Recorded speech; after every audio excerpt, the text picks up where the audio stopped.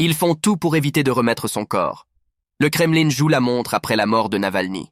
En Russie, la bataille pour éradiquer le leader de l'opposition et son héritage se poursuivra bien après sa mort. Salut à toutes et à tous. Très content de vous avoir dans cette nouvelle vidéo où nous allions parler de la mort de l'opposant russe Navalny dont son corps est jusqu'à introuvable par sa famille. En Russie, il ne suffit pas de tuer un leader de l'opposition. Sa mère vieillissante doit se rendre au cercle polaire arctique pour rechercher son corps dans une colonie pénitentiaire et une morgue. Les Russes qui oseront déposer des œillets à sa mémoire doivent être arrêtés. Même une cause préliminaire de décès, le syndrome de mort subite, était trompeuse, comme si sa mort derrière les barreaux n'avait pas attendu des années. Tout cela s'est produit le lendemain de la mort d'Alexeï Navalny, alors que la machine bureaucratique du vaste État russe passait à la vitesse supérieure, effleurant la mort du critique du Kremlin avec un vernis de dédain officiel et de cruauté mesquine.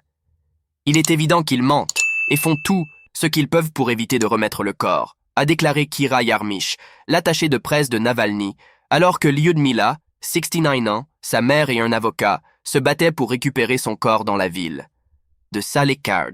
Peut-être la semaine prochaine, leur ont dit les enquêteurs, affirmant que la cause du décès n'avait pas été établie et qu'il restait encore des tests à effectuer. Poutine a tué Alexeï Navalny, a déclaré Georgi Albourov, allié de Navalny et chercheur pour sa fondation anticorruption. La manière exacte dont il a fait cela sera certainement révélée, mais en ce moment, nous allons observer un marathon sans fin de mensonges et de jeux pour gagner du temps. Poutine fera tout pour qu'il soit impossible d'établir ce qui est réellement arrivé à Alexeï. Pour l'instant, la Russie tente de contrecarrer la famille et les partisans de Navalny, sans aucun acte d'ingérence trop minime pour perturber les monuments commémoratifs d'un critique provocateur du président russe Vladimir Poutine.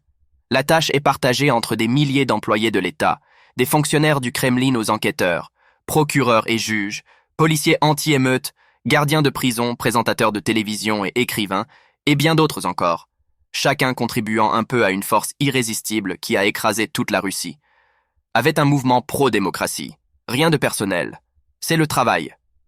Tout comme Vladimir Poutine n'a jamais mentionné Navalny par son nom, l'homme politique russe méritait à peine d'être mentionné à la télévision d'État pour mieux permettre au public de l'oublier. Au lieu de cela, dans les courts segments faisant référence à sa mort, il était désigné par un nouveau titre inventé par le service pénitentiaire, le condamné.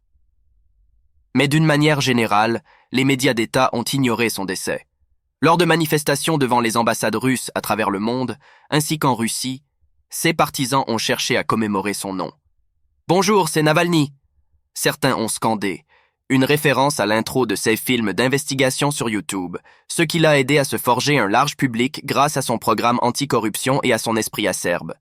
Il avait parié sur l'imagination d'une Russie plus heureuse, où les gens seraient encouragés à agir moralement. Nous avons tout, mais nous sommes un pays malheureux. La Russie ne doit pas seulement être libre, mais aussi heureuse. La Russie sera heureuse, a-t-il déclaré lors de sa dernière comparution devant le tribunal en 2021. Et dans un pays dominé par l'apathie à l'égard de la politique, il a également encouragé l'activisme et l'énergie. S'il décide de me tuer, cela signifie que nous sommes incroyablement forts. Nous devons utiliser ce pouvoir pour ne pas abandonner, nous rappeler que nous sommes un énorme pouvoir qui est opprimé par ces méchants. Beaucoup d'entre eux sont arrivés et ont saisi leurs boucliers anti-émeutes et leurs matraques samedi, alors que de petits groupes de partisans dévoués se dirigeaient vers des veillées ou des piquets individuels dans 32 villes pour protester contre ce qu'ils pensaient être un assassinat politique de Navalny par Vladimir Poutine. Navalny a été tué parce que nous ne nous en soucions pas, a écrit un manifestant sur une pancarte devant la cathédrale de Kazan à Saint-Pétersbourg. Il a été rapidement arrêté, tout comme 358 autres personnes dans des villes de Russie. Il ne s'agit pas de la plus grande manifestation jamais connue en Russie, mais toute manifestation est désormais digne d'intérêt, puisque les autorités ont effectivement interdit les rassemblements publics. Si vous ne venez pas maintenant, quand?